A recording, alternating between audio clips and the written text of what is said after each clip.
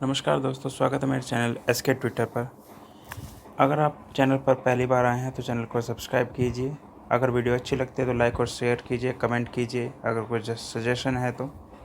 आज मैं आपके लिए लेकर आया हूँ जीके के कुछ प्रश्न जो आपको गवर्नमेंट जॉब की तैयारी में या और कंपटीशन एग्ज़ाम में काम आएंगे। तो चलिए चलते हैं वीडियो की तरफ। हेलो दोस्तों, चलिए शुरू करते हैं आज की वीडियो। तो आज की वीडियो में हम दो टॉपिक पढ़ेंगे। पहला है ब्रिटिशकालीन भारतीय अर्थव्यवस्था से जुड़ी कुछ प्रथाएं। तो सबसे पहली प्रथा देख लेते हैं।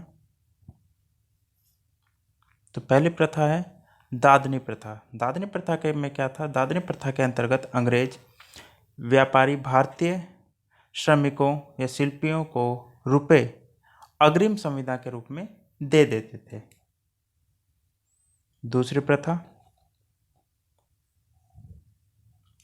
दूसरा कमियोटी प्रथा। बिहार और उड़ीसा में प्रचलित इस प्रथा में कमिया जाति के कृषि दास मालिक से प्राप्त ऋण पर दी जाने वाले ब्याज की राशि के बदले जीवन भर कार्य करते थे। यानी ऋण तो देते ही थे, साथ साथ उसके बदले जीवन भर कार्य भी करते थे। अगली प्रथा है तीन कठिया प्रथा, जो कि चंपारण बिहार क्षेत्र में प्रचलित इस प्रथा में कृषकों को अंग्रेज बागान मालिकों के अनुबंध के अनुसार भूमि के 3/20 भाग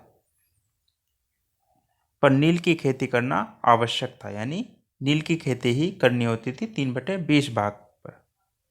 यह उनका एग्रीमेंट में होता था। अगली प्रथा है दुबला हाली प्रथा। भारत के पश्चिमी क्षेत्र, मुख्यतः सूरत गुजरात क्षेत्र में प्रचलित इस प्रथा के अंतर्गत दुबला हाली भूदास अपनी संपत्ति का और स्वयं का संरक्षक अपने मालिकों को ही मानते थे। यानी जो भी करेंगे उनके मालिक ही करेंगे। अगला है गिरमिटिया प्रथा। 19वीं शताब्दी के तीसरे दशक में शुरू की गई इस प्रथा में भारतीय श्रमिकों को एक समझौते के अंतर्गत 5 या 7 वर्षों के लिए विदेशों में मजदूरी करनी होती थी।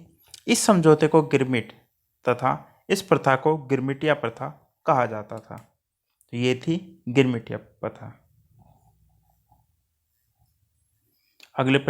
अगला जो टॉपिक है हमारा दोस्तों, वो देख लेते हैं।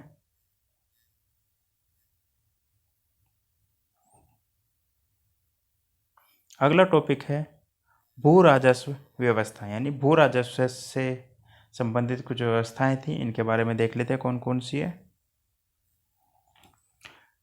रेतवारी व्यवस्था। थॉमस मुनरो और कैप्टन रीड के द्वारा शुरू की गई इस व्यवस्था को प्रायोगिक तौर पर सर्वप्रथम तमिलनाडु के 12 महल जो कि 1792 में लागू किया गया। तमिलनाडु, मद्रास, बम्बई प्रेसिडेंसी के कुछ हिस्सों, असम तथा कुगे के कुछ हिस्सों सहित यह व्यवस्था ब्रिटिश भारत के लगभग 51% भूभाग पर लागू की गई, यानी आधे से ज़्यादा। इसके अंतर्गत किसानों को भूस्वामी मानकर लगान का निर्धारण किया गया। इसमें 20 से 30 वर्षों पर लगान का पुनर्निर्धारण किया जाता था। यानी 20-30 वर्षों के बाद दोबारा उसमें चेंज कर लिया जाता था कि कितना होगा या कितना कम होगा या ज़्यादा होगा। दूसरा है महालवाड़ी बंदोबस्त। इस व्यवस्था के तहत गांव की बिरादरी अपने प्रतिनिधियों, मुखिया आदि के माध्यम से रकम चुकाने का भार अपने ऊपर लेती थी। यह व्यवस्था उत्तर प्रदेश, मध्य प्रांत, पंजाब में अर्थात भारत के कुल 30% भूमि पर लागू थी। यानी लगभग अगर अंदाजा लगाएं तो लगभग 1/3 भूमि पर। अगला जो है ये प्रथा नहीं है। मार्टिन बर्ड को उत्तरी भारत में भूमि के व्यवस्था का प्रवर्तक के नाम से स्मरण किया जाता है, यानी जाना जाता है। अगला है नील दर्पण। यह दीनबंधु मित्र द्वारा 1860 में लिखित नाटक था, जिसमें नील की खेती करने वाले कृषकों की दयनीय दशा का वर्णन था। नील के रंग बनाने का उद्योग भारत में 18वीं सदी के अंत में शुरू किया गया था। इसी का था नील दर्पण। ये किसने लिखी है? दीनबंधु मित्र। अगला स्थायी बंदोबस्त। यह व्यवस्था लॉर्ड कॉर्नवालिस ने सर जॉन शोर के सुझावों पर 1793 में लागू की थी। इसके तहत लगान की एक निश्चित मात्रा जो जमींदारों द्वारा देय थी हमेशा के लिए निर्धारित कर दी गई। जमींदार अपनी सेवाओं के लिए एक हिस्सा 1/11 यानी 11 का एक ही पहला हिस्सा अपने पास रखता था। यह व्यवस्था बंगाल, बिहार, उड़ीसा और बनारस के क्षेत्रों एवं कर्नाटक, अगर कुल मिला के देखा जाए तो 19% एरिया पर यह लागू थी। इसके बाद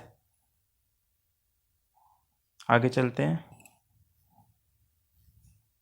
दोस्तों आज की वीडियो यहीं तक थी। वीडियो कैसी लगी सुझाव दे सकते हैं कमेंट में। अगर इसमें कुछ चेंज करना चाहते हैं या कोई और सुझाव है कि किस तरह की वीडियो और बनाई जाए तो आप कमेंट में सुझाव दे सकते हैं। और वीडियो अच्छी लगी तो लाइक, शेयर, सब्सक्राइब कीजिए चैनल को। मिलते हैं अगली वीडियो में। धन्यवाद।